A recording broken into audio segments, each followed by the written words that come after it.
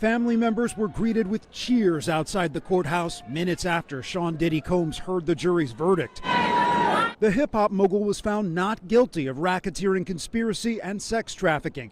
He was found guilty of arranging transportation to engage in prostitution. The government has to have their tail between their legs. This is just a huge loss for them. They went out on a limb, and the jury, saw it the way the defense saw it. Prosecutors tried to convince the jury Combs was the leader of a criminal enterprise, one that forced women into abusive sex acts during drug-fueled parties he called freak-offs. Whether or not the freak-offs cross that line from maybe morally questionable or seriously questionable to illegal, I think that's where things broke down for the prosecution. The government's star witness was Combs' former girlfriend, Cassie Ventura. Her attorney said she's in a good place. She was pleased that he's been found guilty and held responsible of 2 federal crimes, something that he's never been held responsible in his entire life. The verdict is seen as a big win for the defense. Combs' attorney said argued the freak-offs were consensual and accused the prosecution of putting Combs on trial for his lifestyle.